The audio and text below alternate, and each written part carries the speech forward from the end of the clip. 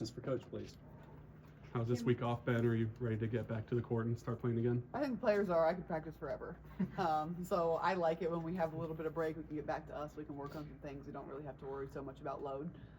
But I am sure they're ready to get back on the floor. What's the number one thing that has kind of been the focus this week?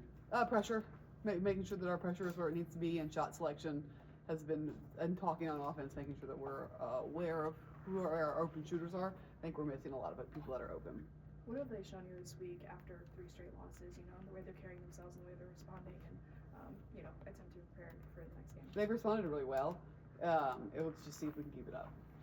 What have you liked about Talasia, just her response in practice after having 2 of her lowest accuracy games shooting-wise? She's been great in practice. She came to film, she was talking in film, she was vocal in film, and she's had 2 of her best practices.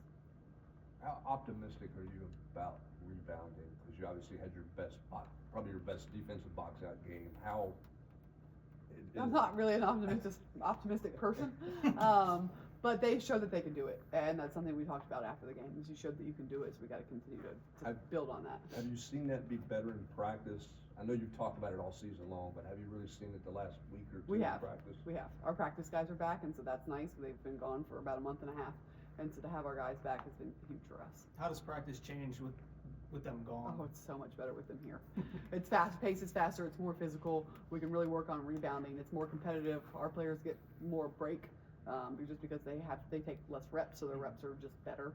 So our practice team is huge. How would you evaluate where this team is mid-part of SEC play compared to where you would have wanted them to be when you guys first started the season? It's hard. We find new problems every day, but I think that's your job as a coach. I do think we're getting better. It's just not necessarily translating because our schedule has been so top-heavy, and so hopefully we can just continue to stay the course. How do you get that through to the players that they are getting better, but it's just not showing up in games? Yeah, I think you just show it. I mean, we showed a lot of good clips from our South Carolina game. There was a lot of bad ones. There's probably an hour and a half of bad ones, but there were some good ones that we can build upon. We were running in transition a little bit better. We're rebounding better, and so just making sure that they see that too. You mentioned the improvements you're seeing. You said after Vanderbilt, where they're not good enough to fix here, we don't think it matters. Just where do you stand kind of on that question now after the last couple games? Yeah, I think it's probably still somewhere in the middle, and just making sure that we have a focused effort, and that if we aren't getting the rebound or we aren't doing it the right way, we are at least trying to. We're at least in position, and if we're getting out jumped, we're getting pushed around, then maybe we're not strong enough, but at least we're in position. Building off of that, how much do you think that maybe is a self-discipline issue on the court? Yeah, I think it's all probably self-discipline, and I think it just kind of comes back to coaching.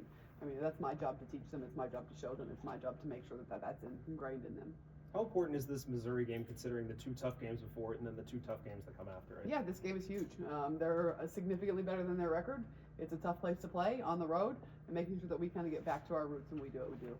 Missouri can definitely be a trap game on the road, and especially with them getting their first SEC win over Mississippi State, playing well against Texas. Playing great against Texas. Just what are you expecting Sunday, and how big of a challenge could they be? I think they're a huge challenge. I don't like the fact that it's on the road. I don't like the fact that maybe you look at their record and you think it's easy, because it's not. It's a really good team, and they're playing very well right now. So just making sure they're hard to guard. So we have to really work on our defense today in practice, making sure that we can guard them. And we're going to see a lot of different defenses, and making sure that we're ready for everything. Some of the lowest scoring games that you guys have had kind of in these last 4 game stretch. If that continues, what about your system can still thrive without a high scoring offense in the upper 80s and upper 90s? Yeah, I think that's kind of what we were talking about. We want to get back to our pressure, to where we're creating turnovers and we're scoring off of them. It's easy points. So your defense creates your offense for you, and just running in transition downhill a little bit more. From a pressure standpoint, is that some fundamentals? Is that effort? I think it's mindset. I think it's mindset. It might be a little bit of conditioning, but hey, let's just go. Just make your rotations, be ready to go. Don't be timid at the top of the press. Kind of going off that, do you feel like also played into playing teams like South Carolina, LSU? Did you feel like that also made it harder to get that pressure, or do you feel like it was more on you guys? I think a little bit of both. I think we saw, against Texas, they saw success early. Against South Carolina, when we pressured, we saw success, and then we just kind of go away from it. I think LSU might have been a different story. I think Florida State might have been a different story. Other than that, I think when we were up and we were getting rotations and we were pressuring the ball, we did see success. What stands out to you about Grace Slaughter when it comes to her offensive game? Yeah, she's tough. Well, we're going to have somebody that can keep her in front. She has the ability to take over a game, and they're very well balanced to where it doesn't have to all come from her, but she can certainly put them on her back. Do you feel any different? Like, I don't know if you've ever had a 3-game losing streak in your head coaching not. career. Yeah. So does it feel different coming into work with that? Or? It doesn't, and I think that is just the gauntlet of what the SEC is. If you're losing these games and you're still going up in the net, and it's kind of hard to wrap your head around that. Of hey, these teams are keeping them close, and you're building off of that. It's not great. I am proud of how they have responded, and we're right there, and our practices are important.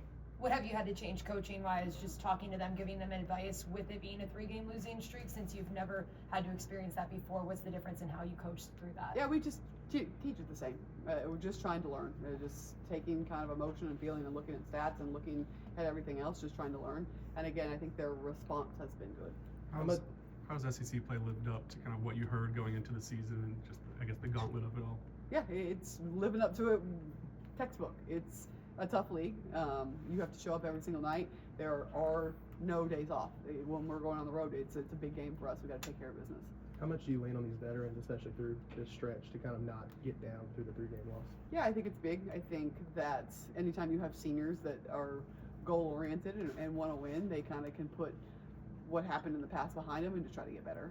The news from Nashville yesterday, possibly getting a WNBA team, just how cool is that for you to be now part of this Tennessee basketball family? I think it would be amazing. I think it would be amazing for our game, amazing for the student athletes that come here and can kind of stay local or if they want to go pro. You said Sunday that you had some players sick or players recovered, getting healthy again. Yeah, we're healthy, which is good. Knock on wood. Talk about wanting to have your players lead by example. I saw Samara Spencer was putting up shots after the game the other day. How has that maybe translated in practice and her attitude and how she's feeling? It just shows that it matters. It shows that she's not okay with the loss. She's not okay with how she played, and she wants to fix it.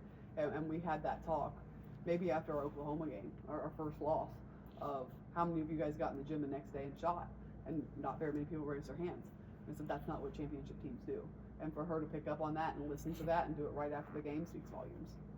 Halfway through this SEC stretch, like personally, I feel like you are a little bit more comfortable doing this than you were at the start of the SEC play. Like, how have you felt dealing with all the off-court stuff right now as opposed to when the season started? I would still rather be on the floor.